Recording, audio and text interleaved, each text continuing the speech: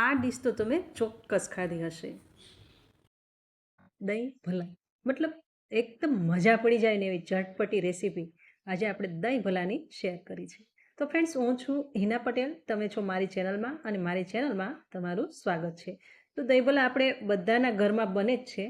ઘણી રીતે અલગ અલગ રીતે આપણે બનાવીએ છીએ, ઘણો બધો ટેસ્ટ ઉમેરીએ છીએ. તો આજે બધા જ મસાલા સાથે એકદમ ટેસ્ટફુલ રેસીપી આપું છું. તો અંત સુધી જોજો અને ચેનલ પર જો પહેલી વાર આવ્યા હોય ને તો ચેનલને સબસ્ક્રાઈબ પણ કરી લેજો. તો ચાલો આપણે આ રેસીપી જોઈ લઈએ. તો આ રેસીપી બનાવવા માટે આપણે અડદની દાળ જોશે અને એને મેં 4 થી 5 કલાક માટે આ રીતે એકદમ ધોઈ સાફ કરી અને પછી પલાળીને રાખેલી છે.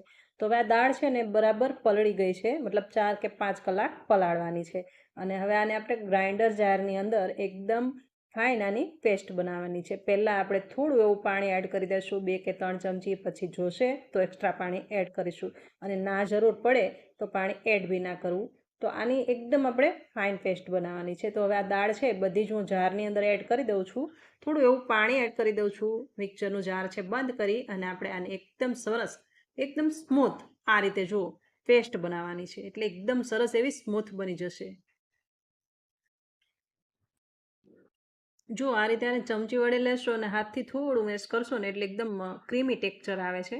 તો આ રીતે આને દળવાની છે. તો એકદમ ક્રીમ બેઝમાં આપણે દળી લઈશું. જો એકદમ સરસ, દાણો પણ નથી ને એકદમ એકદમ ઇવનલી એકદમ બધું ક્રીમ જેવું છે. બસ આ રીતનું આ બેટર બનાવવાનું છે અને પછી આપણે એક બાઉલની અંદર એને ટ્રાન્સફર કરી લઈશું. હવે જો આમ જોઈએ ને તો દહીં ભલા બનાવવા એકદમ આસાન છે. ક્યારે પણ ના બનાવ્યા હોય ને એ પણ બનાવી શકે, પણ આજે અત્યારે જે આ ટિપ્સ છે એ ફોલો કરશો ને તો આવા જ દહીં ભલા બનીને તૈયાર થશે. તો આ હવે આપણે આ બેટર છે આ બાઉલની અંદર કાઢી લીધું, પણ હવે પછીની જે પ્રોસેસ છે એમાં જ ધ્યાન આપવાનું છે. તો આને ખૂબ સારું એવું ફેટવાનું છે. મતલબ આ રીતે હાથ વડે જ આને ફેટવાનું છે ને એકદમ ફેટશો ને એટલે આ જે બેટર છે ને એકદમ પ્લફી બની જશે ને, આમાં હવા ભરાશે ને એટલે એકદમ હળવું બની જશે. અને બીજી બાજુ એક બાઉલની અંદર આપણે પાણી થોડું ગરમ મૂક્યું છે અને એ આ બાઉલની અંદર કાઢી લઈશું. ગરમ પાણીની અંદર આપણે જ્યારે ભલા તળાઈ જાય ને ત્યાર પછી એડ કરવાના છે. એટલા માટે હવે આ ગરમ પાણીની અંદર હું મીઠું એડ કરું છું. સ્વાદ પ્રમાણે અહીંયા તમે હિંગ પણ એડ કરી શકો. અને આ જે બેટર છે એને હજુ પણ આપણે થોડું ફીણી લઈશું. સ્વાદ પ્રમાણે થોડું મીઠું એડ કર્યું છે અને શેકેલું જીરું એડ કર્યું છે. અને હવે આને 5 કે 7 મિનિટ આપણે ફેટી લઈશું. ફેટશો ને એટલે એકદમ પ્લફી બની જશે અને એકદમ હળવું આ લાગશે. હાથ છે પહેલાં તો એકદમ ભારે લાગશે જ્યારે ફેટશો ત્યારે, અને પછી હાથ પણ એકદમ હળવો ચાલશે. એટલે ખબર પડી જશે કે આ બેટર છે ઇવનલી તૈયાર થઈ ગયું છે. અને હા, તમે બીજી રીતે પણ એને ચેક કરી શકો. તો બીજી બાજુ એક પાણીનું બાઉલ ભર્યું છે. બાઉલની અંદર થોડું હાથ વડે આ જે લુઓ છે એ પાડશો એટલે ઉપર તરે એટલે સમજી જવું કે આ બેટર છે એ બરાબર રેડી થઈ ગયું છે.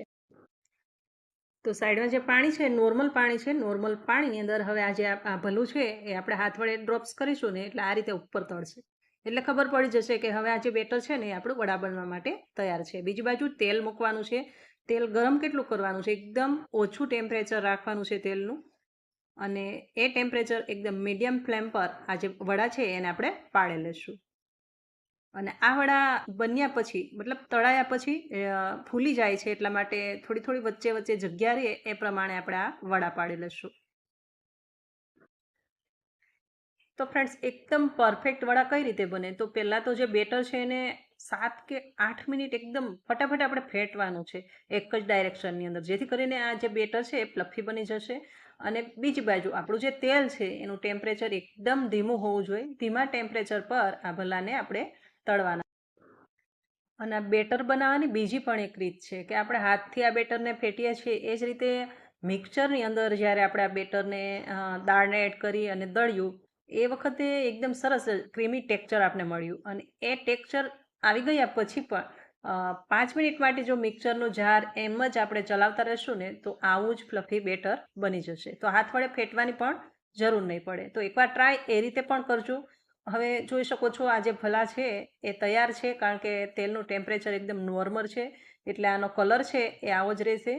હવે આ જે ભલા છે ને એને કાઢી અને આપણે આ જે ગરમ પાણી છે એની અંદર એડ કરી દઈશું. ગરમ પાણીમાં, મતલબ નોર્મલ ગરમ છે, વધારે પડતું ગરમ નથી.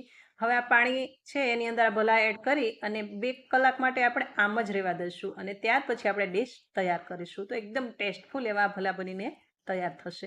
બીજી બાજુ દહીંની ચટણી છે અને ઘણા બધા મસાલા કે જોઈને જ મોઢામાં પાણી આવી જાય એવી સરસ આ રેસીપી છે. મને લાગે છે કે જોઈને જ તરત બનાવશો એવું ટેસ્ટફુલ આજની આ રેસીપી છે.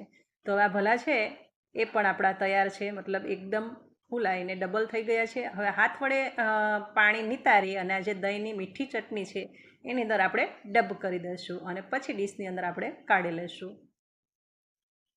તો આ રીતે હાથ વડે પાણી થોડું એવું પ્રેસ કરવાનું છે, વધારે પડતું નહીં. હવે આ રીતે પાણી પી ગયેલા ભલાને આપણે નિતારી અને દહીંની મીઠી ચટણીની અંદર આપણે ડબ કરી દઈશું. તો મતલબ ભલા બની જાય અને પાણીની અંદર પડ્યા હોય ત્યાર પછી જ્યારે ખાવું હોય ને એ ટાઈમ પર આ રીતે આપણે એમાંથી કાઢી નિતારી અને દહીંની મીઠી ચટણીની અંદર ડબ કરી દેવાના છે અને ત્યાર પછી આપણે સર્વ કરવાના છે. તો હવે આજે દહીંની ચટણીની અંદર આ ભલા છે એ આપણે એક ડીશની અંદર સર્વ કરી લઈશું અને સાથે ઘણા બધા મસાલા છે. તો આગળ તમે જોશો કે કયા કયા મસાલા છે. એકદમ ખાવાની મજા આવી જાય ને એવી ચટપટી આ ડીશ બને છે. મને તો ખાસ કરીને મારી તો આ ફેવરિટ છે. કોની ફેવરિટ છે ચોક્કસથી મને જણાવજો. તો આ રીતે વડાને આપણે ડીશની અંદર સર્વ કરવા માટે પછીથી આપણે મીઠી ચટણી, ગ્રીન ચટણી, ચાટ મસાલો, આમચૂર પાવડર, એવી જ રીતે સંચળ પાવડર, શેકેલા જીરાનો પાવડર, મરીનો પાવડર, ઘણા બધા મસાલા, મતલબ જે રીતે તમને જેટલા પણ મસાલા ચટપટા મળે ને એ બધા જ મસાલા આની અંદર ચાલે છે. બીજી બાજુ સેવ પણ છે અને અનારદાણા પણ છે. તો ખૂબ એટલે ખૂબ ટેસ્ટફુલ, એમ કે ધરાઈને ખાઓ અને મજા પડી જાય અને ખાધા પછી પણ એક દિવસ એવું લાગે કે ના કાલે કાંઈ એકદમ ચટપટું ખાધું હતું એવી આ ડીશ છે. મતલબ મને જે ફિલિંગ થાય ને એ તમને કહું છું. હવે તમને કેવું ફીલ થાય, તમને ભાવે છે કે નથી ભાવતું એ ચોક્કસથી મને જણાવજો. જોઈ શકો છો આ બધા જ મસાલા મેં આની અંદર એડ કરીએ છીએ. મતલબ ચટપટો કોઈ પણ મસાલો હોય ને એક પણ બાકી નથી રાખ્યો. બધા જ મસાલા આની અંદર મેં એડ કર્યા છે. તો છે ને એકદમ મોઢામાં પાણી આવી જાય ને એવી ડીશ. તો તમને ભાવે છે કે નહીં ચોક્કસથી જણાવજો અને મારી તો આ ફેવરેટ છે. હવે કોની ફેવરેટ છે એ ચોક્કસથી મને કોમેન્ટ કરી અને જણાવજો. ફરી પાછા આપણે મળતા રહીશું આવી જ અવનવી રેસીપી સાથે. ત્યાં સુધી આવજો. Thank you for watching.